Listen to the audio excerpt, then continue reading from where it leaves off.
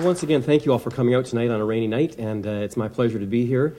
This is something that I'm passionate about. Well, the other thing I'm passionate about is music, and I love the line in there, 1 is the deadliest number. Now, do any of you recognize where that line came from?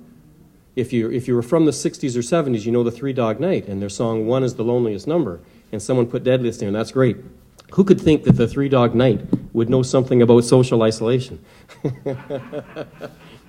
But they did. So I want to talk tonight about the relationship between hearing loss and the development of cognitive decline and dementia, and what a large risk factor that is. And it ties into many of the things we've already talked about.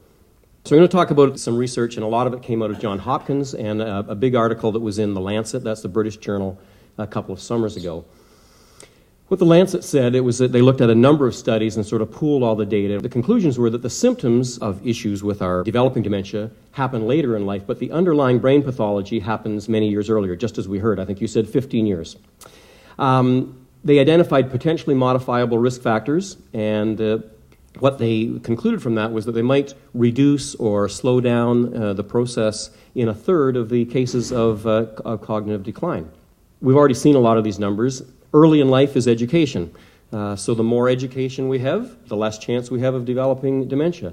In midlife, hearing loss, hypertension, obesity. We've already talked about the potential benefits from dealing with hypertension, strokes, obesity, and what that can lead to with diabetes.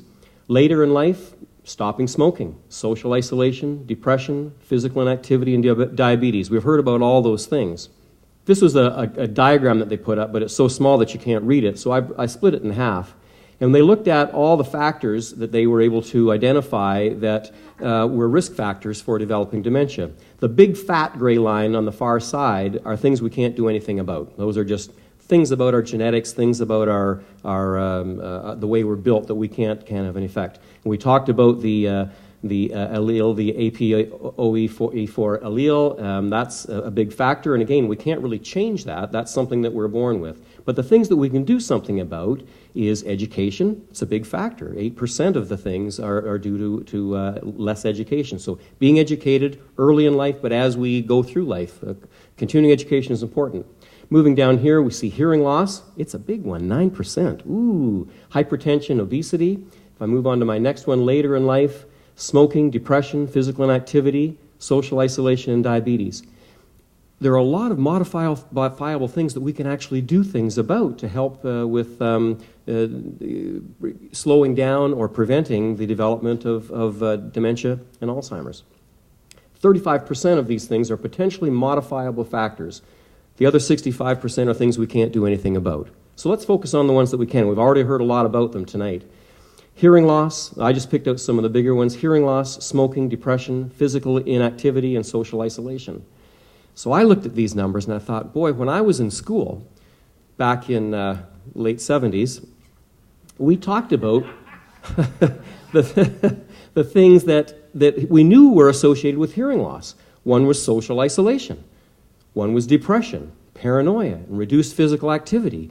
And the thinking was, if you're not hearing well, you start to self-cut out from doing things. If you're not hearing well, you stop going to play bridge because you can't hear the bids that other people are making. Or you stop going to hear speakers at your book club because you can't follow the conversation. So you begin to self-isolate yourself because you're not able to be engaged in the conversation that's going on. Depression, we know that that's associated with hearing loss. And I always think that is that a chicken and egg thing, but I think it's... that the issue is, if you're not hearing well, it can be sort of depressing if you're a lonely, isolated person.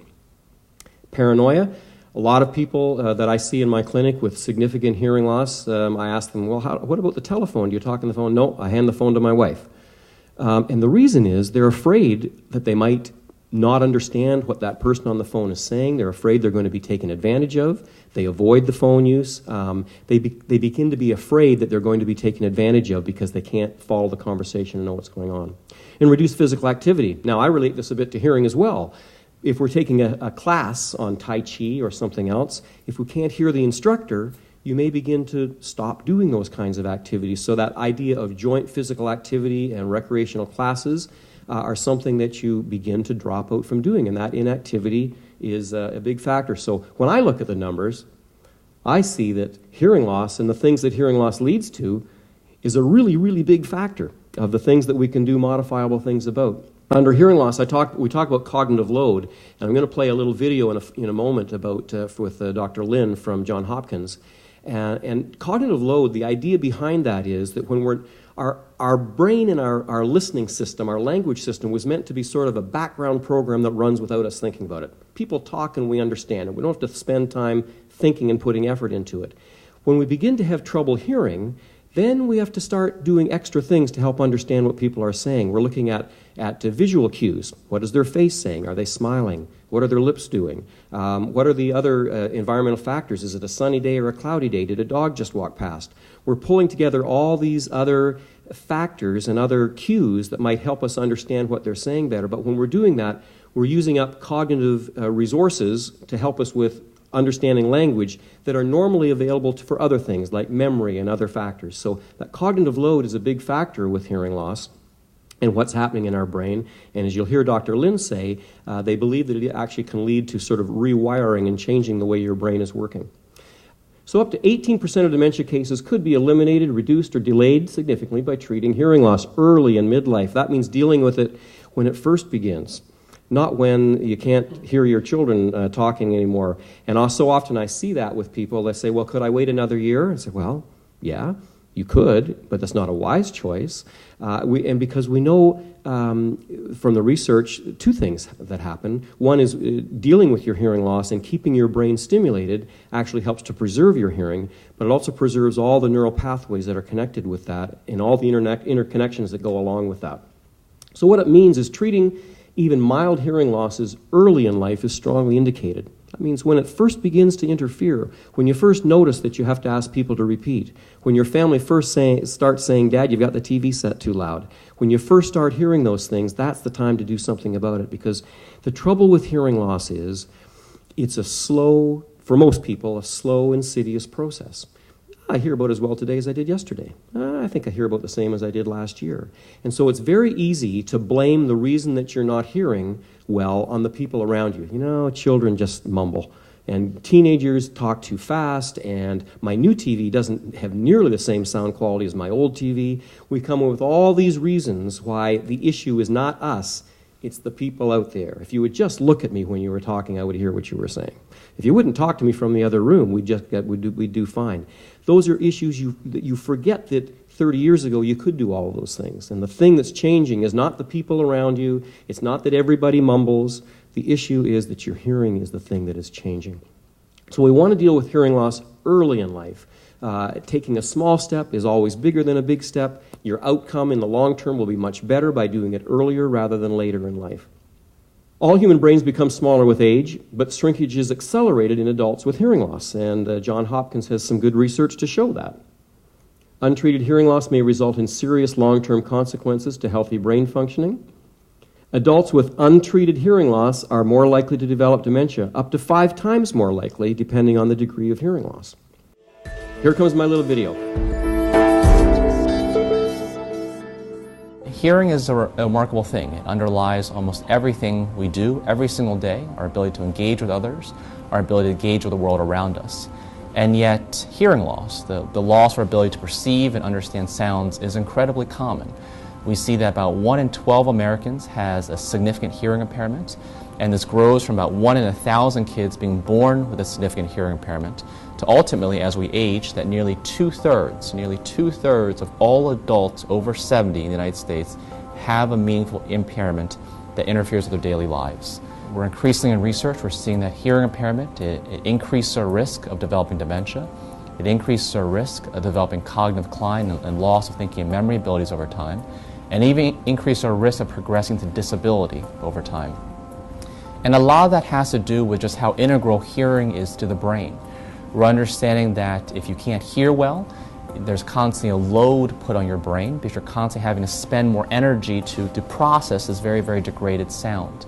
At the same time, we're understanding that hearing loss may actually have a direct effect in terms of the brain structure, in terms of stability of the brain, how fast the brain shrinks and atrophies over time. So I think if any of you have any concerns about your hearing, or in particular loved ones' concerns about hearing, clearly the first step is just assessing it, to get a hearing assessment, a hearing evaluation, to find out whether it's even the case or not. And this is pretty simply done. Hearing tests are almost always covered by insurance, and it's something that can be done quickly in a 15 to 30-minute appointment that can set the stage for understanding what is going on with hearing and basically how it's impacting your life.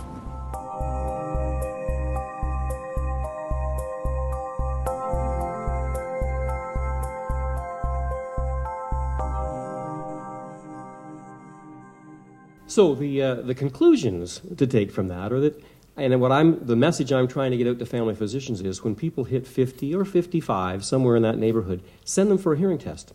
It's simple, doesn't take long, doesn't cost anything, and at least we get a baseline of where your hearing is at. If it's great, wonderful. But if there's if hearing loss is there, then that's the time to start doing about it early in life. It helps you understand where you're at and what your risk factors can be, and we can start the process of improving your hearing, improving your social integration, keeping you actively involved with your family and friends, and keeping doing the things that you want to do. That is my message. Now, let me say one more message, and this is one that I had a chat with one of the physicians here in the city who do assessments for people concerned about mild cognitive impairment or Alzheimer's or dementia. And I said, well, do you check their hearing first? And he said, no, we don't. You know what? That's a real issue. If you're trying to ask people questions to determine their cognitive function, if they don't understand the question, they're not going to give you the right answer. So it's really something that if there's concern about dementia already there, let's make sure we assess their hearing before we start assessing whether they have dementia or cognitive decline. Let's make sure they're understanding the questions and can give a fair answer to the questions that they're being asked. So thank you very much for having me here. Thanks.